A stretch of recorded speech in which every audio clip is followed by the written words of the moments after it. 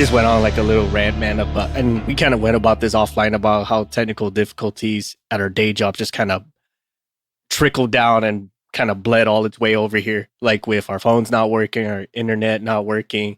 Shit, at this point, like our synchronization on the claps or on the recordings themselves didn't work. Well, it's very interesting because usually when you clap your hands, it comes through the headphones very clear, but it's very faint today. Like it's muffling that sound for whatever, because your voice sounds fine, but the clap sound is very muffled. Huh. Even that last one you did, but I was really listening for it though. Ah, gotcha. So, like, kudos to Shoreline. Like, this is like well into his realm, and this is well into his expertise. And like, at one point, he did try to explain this stuff to us, and I'm not gonna lie, he kind of lost me. I was like, right on. I mean, eventually, I got it because it showed pictures and stuff. But you know, like when he started talking before the pictures came up, like, whoa, a bunch of zeros and ones came across my through my head, and then I got the blue screen of death in my eyes. Error 404. Right. I had like the Xbox the red ring of death. Yep. No, please, no. I gotta play Halo. No. So hopefully the rest of our internal failures have dissipated, at least to the point. But this kind of brings up a very good topic that's near and dear to our day jobs right now, and that's ensuring compliance and adequacy, specifically using the tools such as audits and inspections. Audits and inspections. And it sounds like it's the same thing. And for the Unversed, which was us some years ago, it did sound like the same thing. And some of them, they do intermix, or they're intermingle. Like sometimes people say audit, sometimes people say surveillance, or they say what's another one for audit and surveillance? They say well, besides inspection, there's all these different words and stuff. They all jumble together, and they almost do in fact mean the same thing, but they have their own set of scope. Yeah, I like to break it down as an inspection is kind of more of a small scale or a more narrowed focus, yes. Right? I'm inspecting these parts tags to ensure their accuracy, or I'm inspecting this technician to ensure that the steps that they're doing in the TO, the maintenance manual, they're following it, as they're supposed to. Whereas an audit's a large scale, right? You're looking over an entire process. So whereas let's say for hydraulic sampling, okay, the inspection is I'm looking at the technician to ensure he's following the sampling procedures, in the maintenance manual accurately. But the audit is I'm looking at the whole process. Okay, I'm looking at him from. Okay, he has to go get the paperwork from here, and then he has to do the job, and then he has to fill out the paperwork for these specific standards, and then that has to be sent. That gets archived and tracked not only in the logbook, but also in this database, and then it has to get sent to the sampling center for processing, and then they have to get the results back, and those results are recorded. So you're looking at the whole thing, right? Not just one little section of it. Yes. And even with audits, they have their own scale too. So like you have like a process audit, you have a shop audit, you have a system audit, or even more so an enterprise audit. Contract audit, right? That's something I've done recently. That's pretty big. Yes. And well, so again, it goes to scale, right? Like say, a lot of people will get mixed up with what's a process audit, what's a shop audit. Same example as what MVP was saying. Like, let's picture like you're auditing like a watch or a clock. A process audit would be like, do the hands work? Do they tell time? Is it telling the right time? Right? And then you would have like say a system audit. Does the whole clock work? Right? Does it ring when it's supposed to? Does it do this as it's supposed to? Is it in compliance with whatever standard it's applying to? That's pretty much in a nutshell what the differences between the two are between an inspection and an audit. Now, how these are applied, it's pretty much the same across the board, whether it's aviation or healthcare or another one is like contracts or food. Even it's relatively the same thing. You have an input, you have some controls, you have some measures or the actual processes that you're supposed to be doing, and then you have an output. It's the same no matter how you slice it. And the steps you would use and the tools you would use to ensure that the audit is going correctly or the process is going correctly, it's all relatively the same thing. And likewise with an inspection itself, like as an aircraft mechanic, you do inspections all the time. It's just some of them, they're so routine and they're so mundane almost that you just kind of have muscle memory to it. Like you almost don't think about it as you're doing it. Yeah, well, I'll say an example is a corrosion inspection. You don't really realize you're looking for corrosion because maybe you're just doing a post-flight inspection, but and that's not specifically a corrosion inspection, but obviously in the post-flight, you're looking at everything. And if you see an area of concern, you're not going to be like, well, I see that, but I can't do anything right now because it's not the corrosion inspection. That's not due for another 150 hours, Yeah. But since you saw it, you technically did inspect it because like a pre-flight, post-flight, you're in a sense doing a condition inspection. You're ensuring that the condition of the plane is worthy enough for flight. Now, we can have arguments and debates about what's considered the minimums for safety of flight. And there are so many arguments I've had with people as far as what those are. And then if I just meet the minimums, does that mean I can just go ahead and push it off and have it fly away? In a sense, yes, because that's what tolerances are for. But it's also got to depend on what's the condition of the plane and what is going to be doing for the time it's flying. Like if it's near tolerances and it's only going to be like an hour long once around the airfield, fine. But if it's like within tolerant, if it's right at the limit for tolerance and it's going to do like a cross state transit, might not want to push that. Right. And that's in the sense of an inspection, or like the previous examples we're saying with hydraulic samples or corrosion inspections. It's just stuff that happens on the spot. You're checking to ensure that it's within limitations for a specific step. Right. That's, I think, the biggest part about the difference between inspections and audits.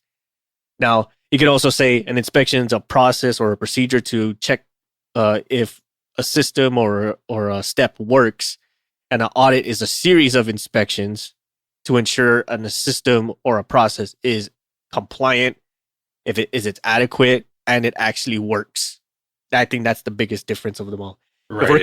There's no gaps. There's no areas that'll gotcha areas. And to ensure, again, most of it is because that process is written as a requirement into a contract somewhere, right? So you might say, why are we auditing this? This is ridiculous. Well, it is a statement of work, a contract's requirement. Yes.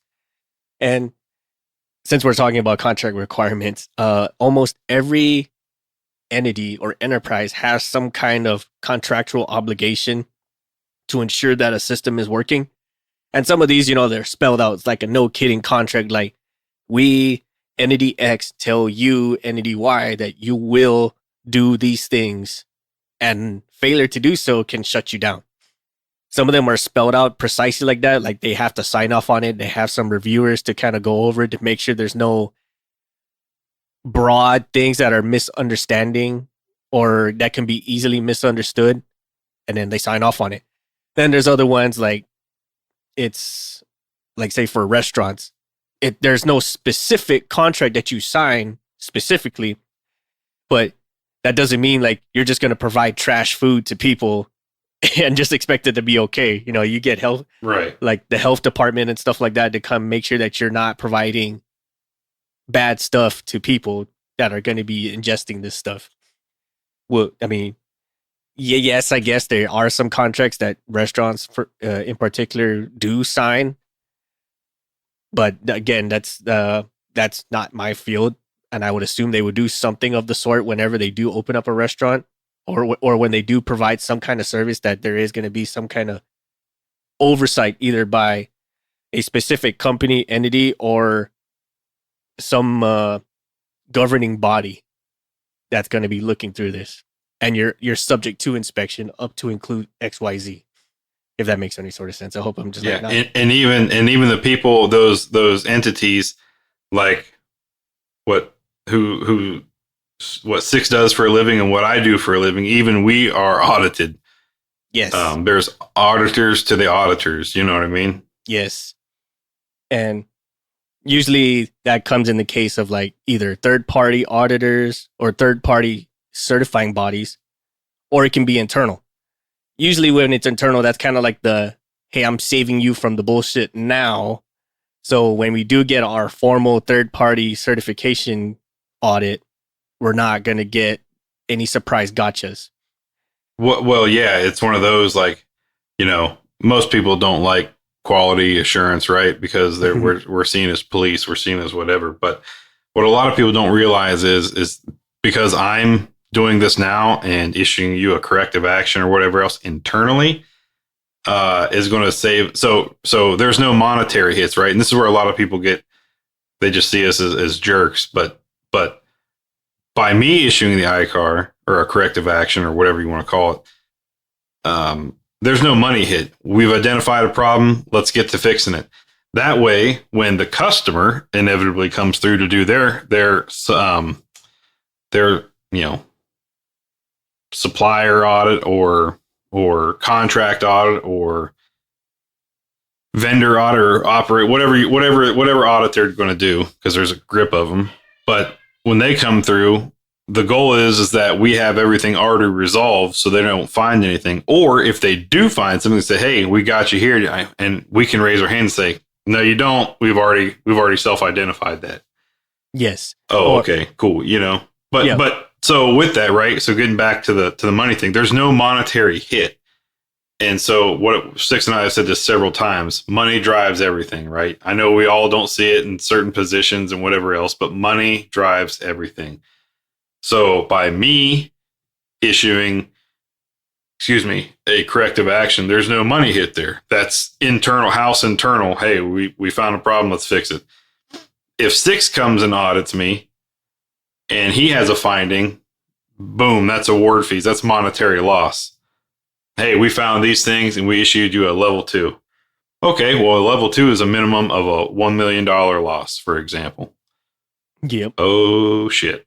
Like, ouch. Yes. Ouch. Yeah. And having that significant of a money hit, there's going to be a lot of heads turning. There's going to be a lot of finger pointing, a lot of heads rolling, you name it. And this is just even in the aviation field. I can only imagine what it's like for something where like that's just as strict but more visible.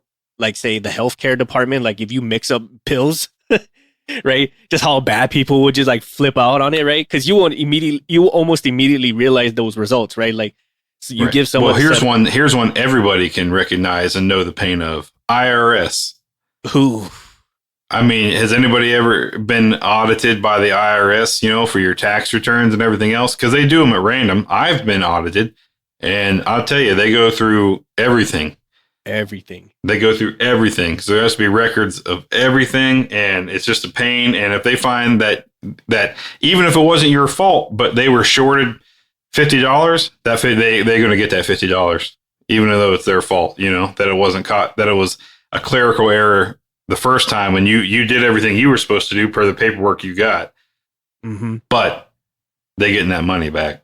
So that's one, we can all feel the pain of. And like Six said, the healthcare stuff, but people really get queasy and up in arms when finances come into play. Oh yes. And that's in a nutshell what an audit is for, right? Well, yes and no, because the whole reason of doing an audit is to ensure compliance and adequacy. Like, is it following a set standard? Like, and is it adequate enough to meet the standard? Like, say you will have red socks and blue socks. It doesn't tell you how many. It just says you will have red and blue socks. So as long as you have it and they're following the standard, then you're good, right?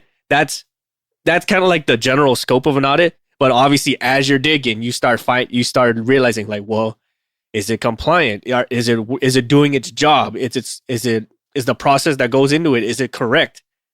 That's when you start. That's the second effect of what an audit does. And usually, when you start digging into processes and stuff like that, it obviously entails money, and that's And key. so speaking of money, right, from that aspect, you could say, okay, using your example 6, you have to have red and blue socks. Okay, it doesn't say how many, but it just says you have to have them. Okay, well, we got 2 pairs of each, whatever.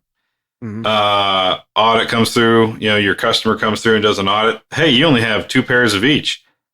Well, that's we're going to write that up. Well, why? Well, because you only have 2 pairs of red socks and 2 pairs of blue socks. The contract only states you must have red and blue socks. Doesn't say how many. Yes, but we think you're missing the intent, right? The customers like to do this one a lot. Yep. You're missing the intent. What's the intent? It says I have to have red and blue. I have them. Yeah, but we'd like it better if you had 10 pairs of each. Oh, okay. Well, these red and blue socks happen to be about $5,000 a piece, so we're going to go ahead and need you to drop us some more money into our bank account. Oh, okay. Yeah, we'll give you what you want. You just got to pay us for it. Oh, okay. All right. And so that's another way. If you're, to grow your contract or grow your pot of money. You're not wrong. But the customer has actually realized doing their own audit that they want more. Yes. Great. We'll do it for you. Just go ahead and sign that check. Right. and let's relate this to the aviation safety side of things, right? Like, you must have fire extinguishers. You must have fire bottles. You must have fire escape procedures. Yes, we have those. They're adequate and they're compliant because they follow the standard. But then you would see like, well, it's adequate, it's compliant, but you still have a whole lot of fires. So what are you guys going to do to mitigate that? Like, good question. But that's not within our parameters because the standard just says we must have fire extinguishers and whatever else. That's when that's when it kind of boils down to the opportunities for improvement, right? Like, okay, you see that you're meeting the standard, but it's not wrong, but it could be improved upon. Yeah. Must have eye wash stations and fire extinguishers in each each hangar bay. Okay. Well, I got 1 in each. Well, yeah, but I don't think 1's enough to cut. Let's just say you have 5 aircraft in each hangar hangar bay. Well, 1's not enough to cover. What if 3 of these things catch on fire? Well, I can tell you, I'm going to be running the opposite direction. But getting back to what you're asking here, I have a fire bottle there. Yeah, but it's not enough. Right. I'm not at fault though because I have what is required. Now, the opportunity, as Six said, is to double up or provide 1 eye wash station at each exit of the bay and 1 fire bottle per asset, per aircraft. Okay, that's an area of opportunity. But again, hey, we only have the budget to cover 1 per bay. We're gonna need you to cut that check. Now, as an example, you brought up the fire, and this just jogged my memory of a audit. We got audited last week internally by a corporate auditing group, right? So this group, all they do is travel all over the world auditing various programs within the company. So they came to us and said, "Hey, we're gonna write you up for the lack of, emergency fire procedures and an inadequate fire protection system. Why? We have fire bottles for each each asset, and there's fire escape procedures mounted at each doorway, and there's a whole training slide we go over. Yeah, but this exit training that's posted on the doors seems very dated and whatever else.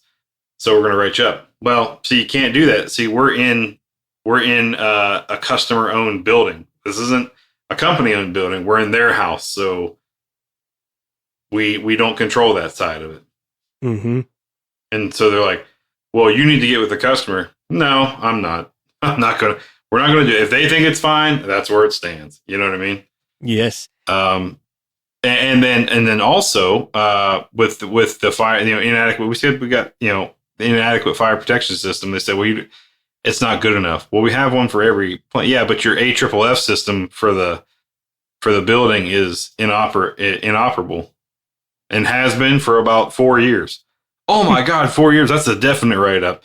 Well, go ahead and write up the customer then, because this is their facility, and it's been brought up to them, and they said it's not a priority for them. So if they're not concerned about their own ship burning down, I'm running away from that building as fast as I can, because at least I'm going to save my. If they don't give a shit about their own stuff, they definitely don't care about me. So I'm getting the hell out of Dodge.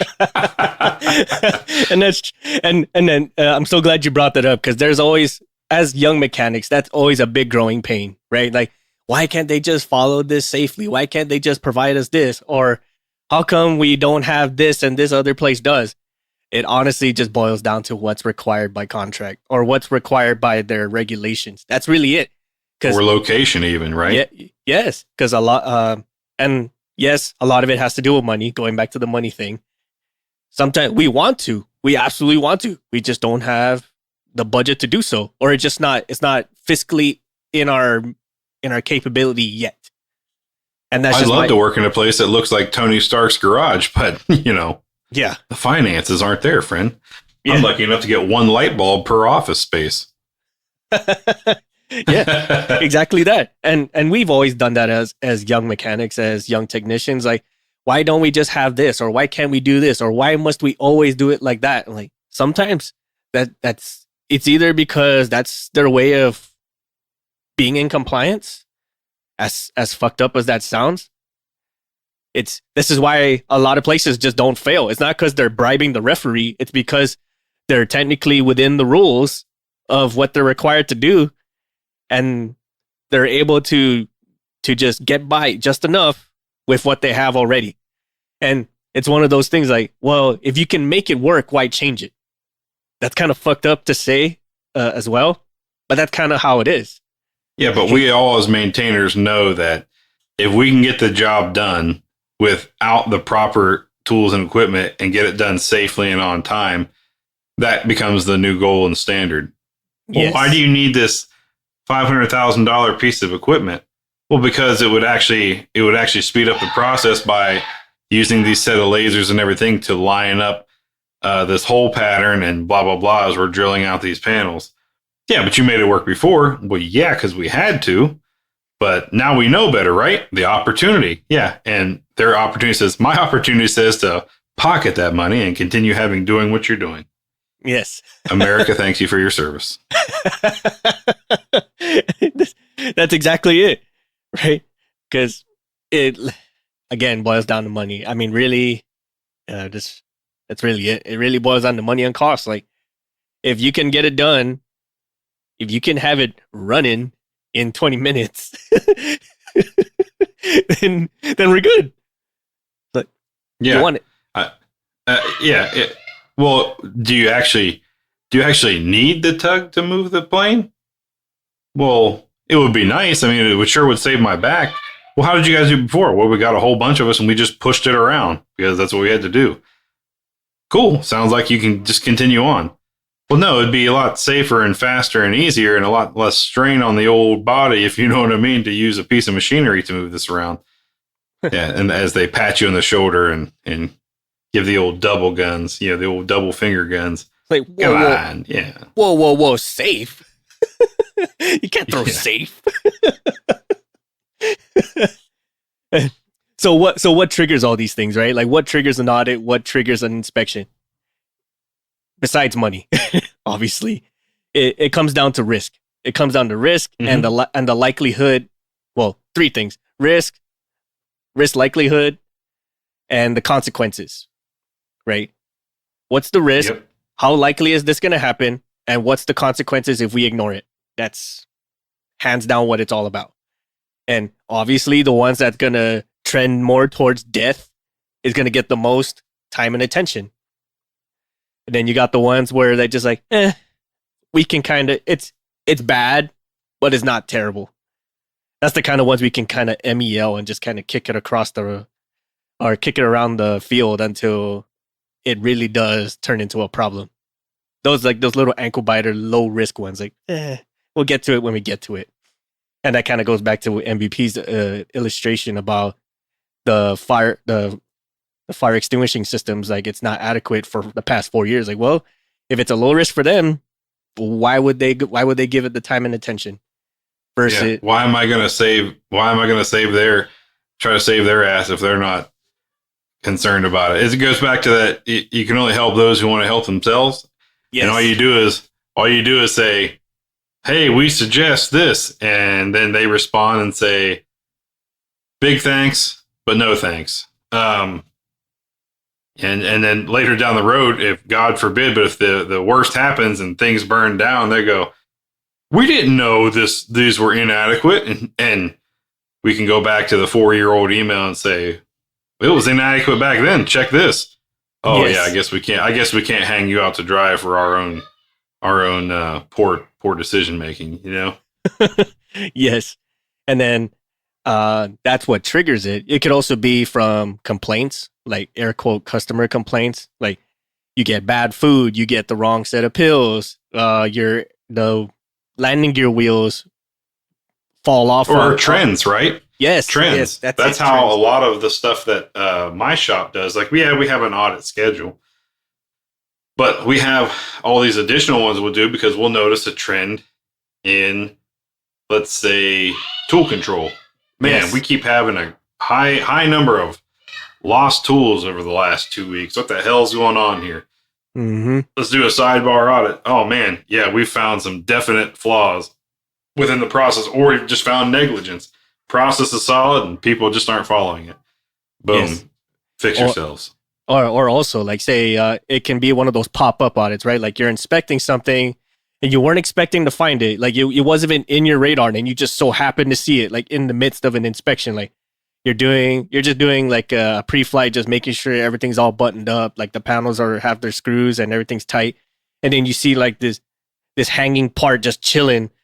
Like, it's not supposed to be like that. Like, okay, time out. Right. That's what. Yeah, it's a good point, Six, because you'll be walking around, you look at something and go, wow, that's not right. But it doesn't look right. And you start looking at it and you're like, I've never noticed this before. Why is this like this? So you just start Chinese blueprinting it against the other birds, and you're like, oh, that's not supposed to be like that. Uh-oh. You know what I mean? Yeah. And then you start digging around and find out like all sorts of things are not adding up and they're not supposed to be how they actually are. Like, this is not right. You know what? Let's see how far this rabbit hole goes. And then it initiates or triggers an inspection / audit. It's the same things everyone on the floor, on the ramp experiences. Like, if you're just doing a routine tire check and you're just making sure the chocks are in place and the tires have air and that's it, then did you really do an inspection? But if you also see something wrong, you don't just be like, well, not my problem because it's not my inspection to do. It's stupid, but it has happened. And we've seen some people who would do that, or they'll just be like, I didn't see nothing. And they just walk off and they wait for the next shift to come through. And then they see that, yo, what the hell happened? Like, I didn't see nothing. It wasn't me. So you guys must have done something about it. Like, what? No, that's not how it works. Right. So I've even initiated an audit just off of lack of communication. Now you might say, wow, MVP, you're a real asshole. But no, we might see, as we're inspecting something, we might notice some anomaly and we're like, Well, maybe it's supposed to be that way. I'm not the SME. I'm not the subject matter expert on this system. So let me get some answers. And you go around, you ask the mechs, techs, whoever, hey, you guys tracking this? No, we've never seen that before, ever. Okay, cool.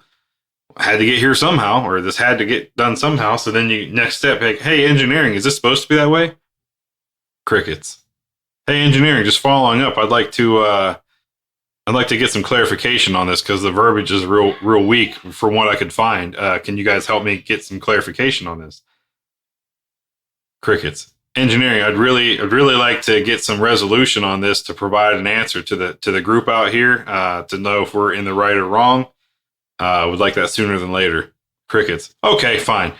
Found this anomaly. Can't find. There's no supporting data in the maintenance manuals or drawings to justify why this component's this way or configured this way. Issue the iCar or issue the car, boom, here you go. All right. Now you're going to tell me, oh my God, whoa, and then they follow up and then all of a sudden they respond to your email. Oh, it's this. Cool. Go ahead and put that in in the iCar. Yeah. Well, no, I just in the email. No. That would have worked like 2 weeks ago when I first hit you up. It would even work the next 5 times on the follow up. But you didn't want to answer. So now I'm going to deep dive your shit and I'm going to make you fix it. Yes, exactly this. And going with those, or even with the risk management piece of it, it can be spot on to the standard or spot on to the whatever criteria you're ensuring it is compliant to. But just because it's compliant does not mean that it's working, if that makes any sort of sense. Right. I think we kind of hit that off a little bit earlier, but that's something a mentor of mine mentioned to me. Is like we're here to make sure that you are in compliance and it's working. We're not here to ensure certification. Right. He said it a lot better than I did, but that's more or less saying like just because you're certified doesn't mean that it's working. It just means that you checked all the boxes of what is supposed to be needed. And then they gave you a pass, and then you just went back to doing whatever it is you were doing, right? Just having an inspection or audit is not going to automatically tell you if there's any poor relationships between the floor and the management. It's not going to tell you if there's an excessive focus on just trying to be compliant. And it's not going to tell you if your inspection procedures or your processes are thorough or not. It just tells you like you have X. It says you must have XYZ. You have XYZ. It tells you must do ABC. You have ABC steps. Cool. Moving on. Yeah. Right. My guy, you mentioned certifications. Well, hey, I submitted the paperwork for my guy to do this job, so he's certified to do it. Well, no, if you'll notice, Mr. Supervisor, I have not approved that special cert, nor has the program manager. But I submitted the paperwork, so I'm good to go. Well, I guess in the most basic sense, you are good to go in that you did what you needed to do for the initial steps. But just because you filled out the paperwork doesn't auto give this guy a certification. We reviewed it and figured out that the justification you used, you referenced these 3 items out of the maintenance manual as justification for his OJT. But unfortunately, you said he was engine run certified, but the work. The job packages you gave me are one's for fueling, one's for replacing a tire, and one's for towing. I don't know how those relate to engine run certification.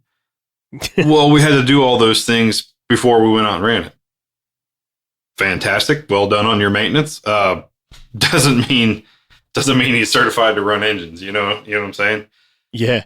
So just because you have it doesn't mean you're golden and you get the blessing from the Pope. Like there's still the intricacies of everything, hence the audit type, right? Yes. Okay, we have the audit. Or the inspection says, yeah, we have this. The audit goes, oh, you're not doing everything you're supposed to be doing, though, Yes, absolutely. And it's funny you brought up the engine run stuff because I've seen it time and again. And we're talking about certification as in the person being physically authorized to do the work. There's also times too where you and I have seen it where the person's authorized to do the work, the person did the work, but they didn't sign it off, right? So and then they try to argue it, like whoever the shift supervisors, whoever the shop chief is, like, well, we did the engine run, cool, I'm proud of you, I'm proud of you, but where's your evidence? What tells me that you did it besides you physically telling it to my face? I can tell you that the sky is green. I can tell you that I have a talking robot for a car in my garage. Whether it's true or not, that's a different story, but I'm telling you it. So that's the same. It goes back to the trust but verify, right? Yes. And that's how you have to that's how you have to operate when you're performing these inspections or audits. Hey man, I found this is a fail. No, I have that. We're covered. Cool. Can you show me? Oh, yeah. Well, yeah, I'll give it to you tomorrow. Nah, you ain't gonna try to come up with some bullshit last minute. No. I've been around the block. You either show it to me within the next 5 minutes, we walk to your desk and you show me hard evidence, or it's a definitive fail. Yes. Okay. It's I guess just right up the fail. Thanks. Yeah. About that. Or since you and I have had experiences with audits and inspections, and I'm sure a couple of technicians, they're trending in that direction to become inspection authority or even system auditors for their company or organization, where you're doing an audit or an inspection. You caught the person. Our job is not to have the I got you moments, but so it happens, right? You find a person lacking, and their excuse to say why it's lacking is because of some other issue, right? Oh, if I just got this turnover from the last person, or it's the damn organization not giving us enough money, or it's those damn guys on the floor striking or some shit like that. You know what I mean? Like some other random excuse or some other random rant besides of what the issue is, which is this is in your scope of custody and you let it go to the wayside. It could be something small like, oh, you forgot to sign your name on the release for flight or return to service paperwork. It could be something as huge as like, you did not create a corrective action containment plan for when an issue or an incident happens. If you don't have those, like, how do you respond? No one's going to know what the hell to do. And people could possibly get hurt. Well, Yep. like the last guy just said, like, just pull the red lever and everything will be fine. Like, no, that's not how it freaking works. And you can't just be nonchalant with a 1-page emergency plan. No, we'll just write up a work instruction. I don't think so. Like No. it has to be. This is going to be a pretty drawn out process. There's a lot of things. There's a lot of loose ends you got to tie up here and provide explanations. Well, whose responsibility is to do what during an emergency? Yeah. Oh, well, they'll make phone calls to people. Who? And then okay, they're supposed to call people. Where's the list of all the numbers? Are you telling me that guy in there's got every number for 50 people memorized in his head? Oh, I don't think so. Okay, so he notifies people. What do those people do? Well, nothing. They just get notified. Cool. So who's starting the impoundment process? Well, whatever the impoundment doc says. Yeah, but you don't reference that in here. What if this person's new here and doesn't know there's an impound because they don't actually deal with the AV? Their whole goal is just to be they're the emergency notification person. Like that's the only thing they do is we got a problem, and they press the red alarm button. There's a whole bunch of stuff to it. Now, one thing audits don't account for, especially when you're going through risk management and things like that. But one thing audits won't account for is poor management, employee relationships, an excessive focus on being compliant, and inspection procedures that are not thorough enough. Yes. And we've illustrated a lot of these examples like earlier on, and that boils it down right there. Like, it's not going to say what it's like how good or how good it isn't. It's just going to say like, does it have it or does it not? That's really it. And that's where the inspection comes in, where it get a little bit more detailed into the mix. Like, well, does it work? Is it doing what it's supposed to do? And what would you do in case of this? Or what's the next step, right? And anyone and everyone on the line or whatever organization you're with, you are the first inspector. Holy God, dude, I just came full circle right now. I remember being told Yeah. But let me put this as the inspector. Just because your job doesn't have inspector in the title doesn't mean you're an inspector. And this is one thing that I am working through right now within my own program and trying to get across. And I even developed a whole preventative action plan for this. But is, hey, don't wait for me to come and tell you that you're wrong and that you need stuff to fix. Nobody knows your work center better than you and what you do better than you. You know where the shortcomings, so you don't have to wait till I find them to tell you to fix them. You can fix them on your own ahead of time. yes. But what a novel concept. But I mean, like, that's just because your job title has mechanic or technician, whatever in it, doesn't mean you're not an inspector. You can inspect your own guys. Walk up, hey man, what are you doing? Especially if you're a lead or a senior, what are you doing? I'm doing this. Well, where's your maintenance manual? Ah, I've done this job 100 times. Yeah, I don't give a shit. Where's your maintenance manual? Or walk up and say, hey man, can I just check in on you while you do this servicing procedure? Yeah, okay. Why? What's up? I just want to make sure. Let's go through it together. But approach from this. Let's go through it together and make sure we're not missing anything. Oh, we go through. Oh, it doesn't say.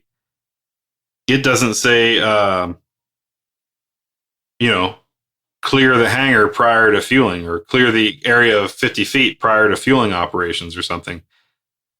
Well, that's a problem. We should probably get that incorporated in the maintenance manual. Otherwise, how are we going to ensure that Joe Blow over here is not smoking a cigarette while we're pumping low lead or something, you know? Yes. Just you gotta take it. Everybody can be an inspector, whether your official job is an inspector or not. Yes. And I think that's one of the hardest thing too, is Sure. to correct a peer, right? And I don't know what it is, like if it's fear or if it's just like you don't want to break that peer-to-peer trust or something like that. But it's better to be the one to buddy check somebody than to be the one where like you could have done something and then now that person is like saying like, what the hell, dude, you're supposed to have my back, or why didn't you tell me before I freaking send this thing at full pressure and then I fuck something up? Shit. Well, shit.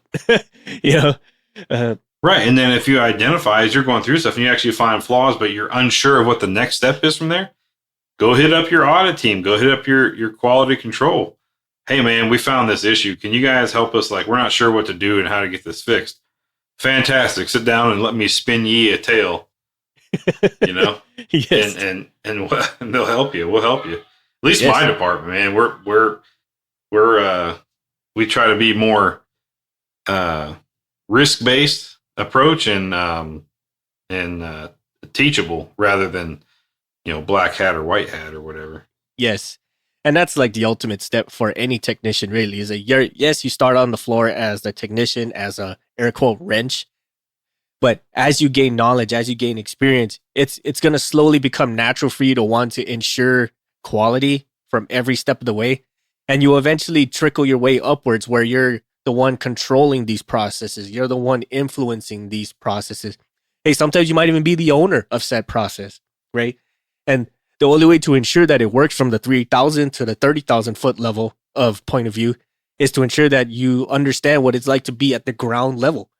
But if there's no communication in any of those pieces, from the people doing the work to the one inspecting the work, then you're just going to make the same mistakes over and over and over again. And here we are, the young technicians or the senior technicians who are just grumbling and bitching about why nothing changes. Well, there's your answer, because there's no communication between what the inspection sees and what the guys on the floor see, and there's no bridge to communicate those problems or for people to fully translate those problems. Because that's another thing that we've seen too, where like when the inspectors say something, they say it in their very eloquent inspector language, and it doesn't process correctly to the technicians on the floor. They just say like, oh, here comes quality assurance, or here comes the inspectors again, just here to talk shit and tell us how much we suck. But in reality, what they're trying to say is like, hey, this is a gap. there's an opportunity here for us to fix it. Let's fix it together. Or here's an initiative that we're trying to work out to ensure that it works. Can you help us through and figure out what the inputs and outputs can be? Oh my God. Yeah.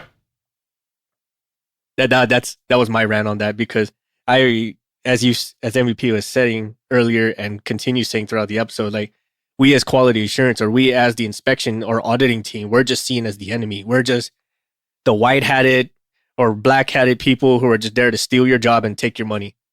Like, But what you don't see is that, and that's what most people don't see, and it's not your job to see, right? That's not at your level. That's not your concern. Your job is to ensure that that bird gets off the ground when it's supposed to, in order to meet flight schedules, mission requirements, whatever you're operating in. yes. But just know that, by doing these audit inspections, we're ensuring that we retain all the money we've been afforded for contracts, and that those contracts keep getting renewed. Yes. Because I've been on programs where they continue to fail over and over again, to where the customer has just washed their hands. You know what? Scrap it. We've lost so much money on this. It's non-recoverable. Scrap it. Move on. Let's go figure out the next project, Yes. So that's not what, a lot of people don't see that. That's why I harp on it here so much. And I try to harp on it at work as much as I can. And I don't do that again. So people are like, oh, money this, money that. No, but money, again, is what makes the world go around. Money is what pays your wages every 2 weeks, right? Mm-hmm. None of us like to go to work, but we all need a job. Yes. And we'd like that job to continue. And if we don't ensure we're compliant with the customer's requirements, we ain't got a job. So I was actually just having a conversation with one of our environmental health and safety persons today, and we're talking about, because we have an audit upcoming, actually, by our customer. First one ever for the program.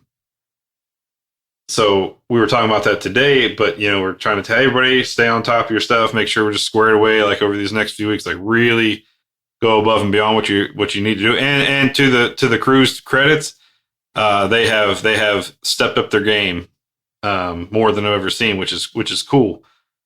But he the Esh guy, he had a saying today, and he goes, your job is to work me out of a job. And I was thinking about that, and I said, well, yeah, it's exactly right. You need to be so good that I'm no longer needed. So my job, 6 is the customer, right? And I work for company B. 6 comes and says, hey, MVP, we're gonna do an audit on you. Oh, okay. My whole goal every day is to stay ahead of him, so he never finds anything. So every time he comes and does a quarterly audit or whatever, he goes, well, once again, MVP, it was a 100% pass rate. Well done, blah, blah, blah, this and that. He doesn't see the little fires that all of us at all levels put out every day in company B to ensure we get that passing rate. But once we get that passing 100%, we're like, okay, all worth it. Like, it was a headache, but we got through it and it was worth it. Yes. So my job is to stay ahead of him. And then everybody else on the floor and whatever else, your job is to stay ahead of me, work me out of a job, make it to the point where I walk around when I'm doing my audits and inspections and go, damn, you guys, yet again, 100% pass rates. And I hope one day, it'll never happen because it's always required for contracts, but hope one day they go, hey, MVP, we don't need you no more, man. The program's solid. Fair enough. Send me over to the next one that's not, right? And we'll get that one to this level type thing. Yes. But that's the goal, right? It's a pipe dream for sure. Because we all know, just by being maintainers and doing what we do every day, and just general operations, you're going to run into issues. You can't avoid it. It's just the way it is. Doesn't matter what industry you're in. But that's the goal, to keep those failure rates and issues to on the risk. If you look at the your graph for a risk chart, keep it all in the yellow or green. Yes. And if you can do that, great. If all your risks are yellow or green, meaning, hey, even if it happens, it's really not detrimental, that means you've got all the detrimental stuff covered. Fantastic. Yes.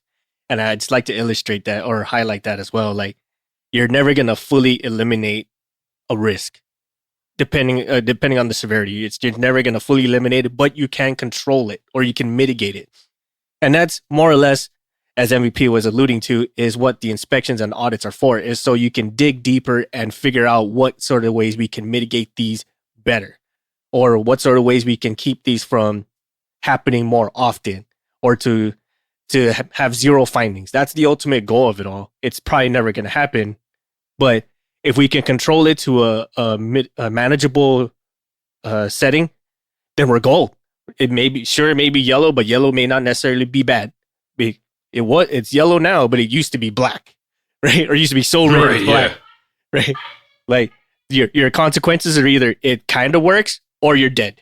And it's like, well, I'll take the kind of works, right? But that's the best control we can give so far. That's just how it is, and that's how some scenarios are, where like there's no way I can eliminate the risk of damage, but I can limit to how often it happens. And that's the whole purpose. And that's the sole purpose of these inspections and audits, is like how manageable can we make this, and how can we do this in such a way where everybody contributes to make sure that it happens the least amount of times possible. Right, and that goes back into prevention methods, of which I was talking about earlier. Yes. You know, like I said, nobody knows your work center better than you. If you're out there and you got a mule and it randomly jumps from 3,000 psi to 6,000 psi, and you can't figure out why, and you're going, hey, we got a problem with this mule, and you keep red tagging it, and they keep saying it's serviceable and back and forth, and nobody wants to spend the money on a new mule or to get this one fixed the right way. You put that risk up. Hey, if we keep servicing, these aircraft with this mule, we run the risk of overpressurizing the hydraulic systems, and we're gonna have to pay out of pocket to replace these customers' hydraulic systems, and that's going to equate to $14 million, out of company pocket. So let's spend $10,000 now on a new mule rather than 14 million later. So that's another thing to think about when you're going through these risks, or when you're presenting a risk. It greatly helps. Getting back to the money aspect of this, right? I told you money drives everything. Yes. You need to, it's a great help if you can put a dollar amount to these risks. Hey, if we don't do this by then, this will happen. And if this happens, it's going to cost this much. Doesn't even have to be an accurate number. It can be a rough estimate. You know that Hydra system on a G4 costs, I'm just going to say, let's just say, $40,000 or whatever. Okay, well, we've got 10 of those. That's going to add up quick. And that's just the G4s we got, not including everything else in the fleet. So it helps to put a dollar amount to it, just rough estimate it. And then, also, like I said, with the mule, hey, if it's $10,000 to get it fixed or a new one, put that in there too, because the people making these decisions aren't at your level. They're money people, right? They're corporate, they're upper echelons. All they see are dollar signs. They don't see the day-to-day grind you go through killing yourselves to keep making that company money. They see overall dollar amounts. When somebody comes through and says, well, the mule works, but it's like intermittent, hit or miss. You never know when it's going to do it. And they're going, yeah, okay, well, we haven't had an issue yet, so it must not be super severe until it does happen, and then it's super severe, right? But that's how those decisions are made. So if you put it in and go, hey, look, we can spend 10 grand now, we're going to run the risk of spending 14 mil out of pocket later. Oof. Let's go ahead and cut that check for 10,000. Right. Let's go ahead and get you that new mule. Yeah. And I'll use the example of, I think I've told you guys in these episodes before about a tug we had with the vice grips. Yes. For the throttle game. I said, if we don't get this thing repaired properly or replaced with a better one, which is preferred, and doesn't have to be brand new, it can be a used model. We're going to run the risk of damaging this aircraft while moving it, and we're going to be out X amount of thousands of dollars in parts and labor. Whereas we've gone over here and priced out this used tug that's only a year old or 2 years old at $15,000. So tell me what you want to do: vice grips and risk it, or go ahead and get us a new piece of equipment and let's be safe about it and smart. It took a little bit of poking and prodding, but I'll tell you, it's like a stop sign at an intersection, right? And you don't get one until somebody gets hit. And unfortunately, this was a similar situation where the thing lurched forward because the throttle cable and everything with the vice grips, it got stuck and then it jammed, and you couldn't get the throttle to loosen, essentially, and basically go back to idle. So it was out of control. So you had to slam on the brakes and pull the e-brake to stop. But that abrupt stop sheared the tow bar, shear pins, which is what it's designed to do. But then it was such a jerking motion that the aircraft damaged landing gear components, and it rolled even forward and smacked the back of the tug. So you had to do minor repairs to the nose after that. So it was one of those like totally avoidable if we could have just had a tug that doesn't have vice grips to operate the throttle. You know what I mean? Yes. It's like, do you want it fixed or do you want it running, right? Going back to that joke.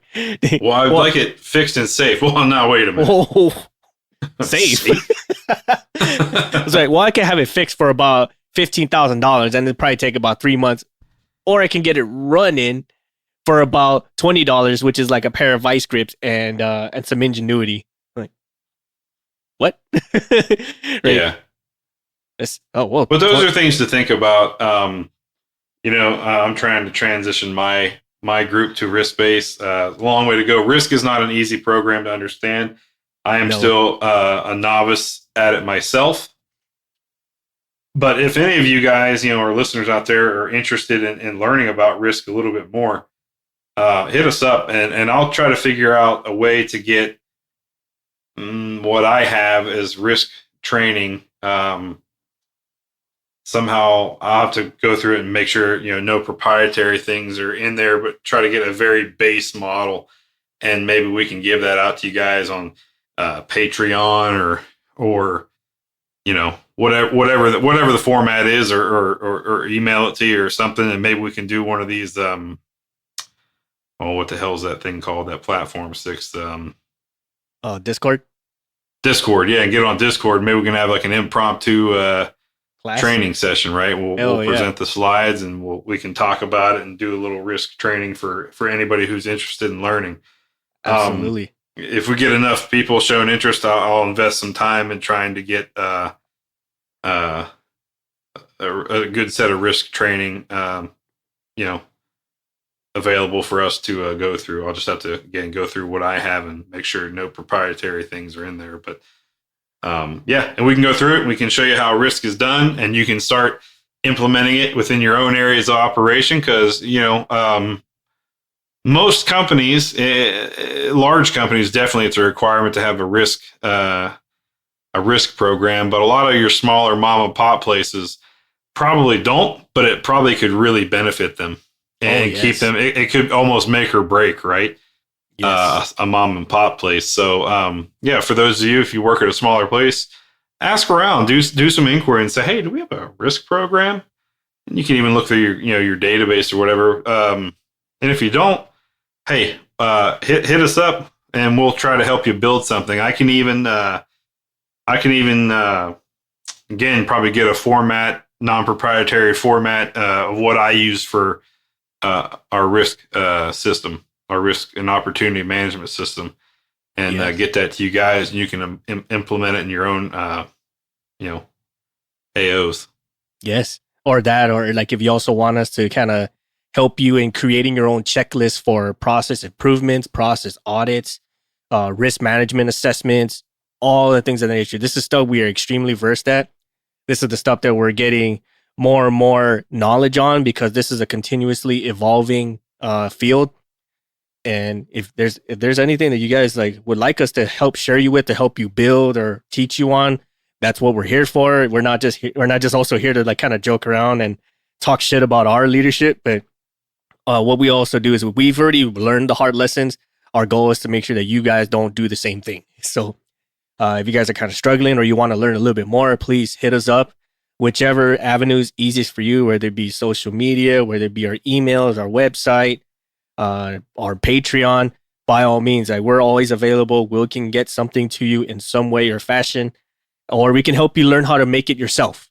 I think that's probably like the biggest, most beneficial thing is like not only giving you an example, but also teaching you how to make it yourself, right? So you know what to ask or how to ask and what things that you should be governing yourself to, or at least giving yourself more awareness of.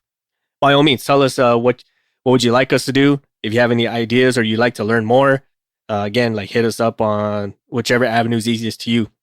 And if there's any other topics on the show you guys would like us to talk about on the show, or if there's any other ideas that you want us to expand on that we've already touched on in previous episodes, again, let us know. We're always available for this. We're always in some way, shape, or form reachable for things of this nature, especially when it comes to passing down information or passing down knowledge. That's probably one of our biggest. Yeah, I'll say it. I say it all the time at work, but communication is critical to success. I mean, if you have, the world could be falling apart around you at your company or whatever else, but you in your own shop you might not even notice it if you have good communication internal, right? You might not even notice the thing crumbling around you. I like to think my shop has pretty good communication. I want it to be to where if I'm out of work for whatever reason, like we all went home today and I don't come back for 6 months because of, God forbid, but I have a stroke tonight or something, I want that shop to not miss a beat. They just walk in tomorrow and go, dang, that sucks about MVP, and carry on about their day and nothing misses a beat. So same thing here, right? We're not just limiting that communication to our own work environments, nor should you. I mean, hit us up. But we would love to give you guys as much knowledge and information as we can, so you're even more successful in your own places of business. Absolutely. Once again, we're always available for that. And feel free, please, to hit us up or join us on, subscribe to our Patreon, join us on Discord. We have all sorts of conversations exactly like this and much more. I mean, I got nothing else to say, man. Like that was so profound and in depth. Like again, if you guys have anything for us or you like to learn more, just hit us up. And on that note, thanks again, everyone, for listening, and we'll see you guys again next time. Bye, everybody. We would like to take this time to thank our patrons for supporting our show and allowing us to make episodes, maintain our gear, and create merch for all of our listeners. With special thanks to Erica Lamont, Chris Hawkins, Dan Schubert, Ryan Frushauer, Kyle Keir, Caleb Stockhill, Jenny Dignan, and Jennifer Brofer. Thank you all so much for your support and patronage. If you like our show, please support us on Patreon. You'll receive awesome perks such as access to our private Discord, discounts on and early access to merch, first glimpse of our comics and other projects, and so much more. Visit our shop at cancelformaintenance.com and grab some swag to show off both your support for us and your prowess as an aircraft technician. If you have suggestions for the show or have a guest recommendation to be on the show, send us a line on our contact us section at our website, and we will do what we can to get your ideas and or your recommendations on the show. You can also follow us on social media, such as on Facebook at Cancel for Maintenance, Instagram at Canx, that's CANX for Maintenance Podcast, Twitter at CXMX Podcast, and now you can catch us on Tapas, where you can view our latest comics. Check out our affiliate, rockwelltime.com, for watches and eyewear that support both your sporty and classy lifestyles. Use the code CX4MX, that's the number 4MX, to save 10% off your total purchase. Thank you all again for your listenership and support, and we will see you all next time.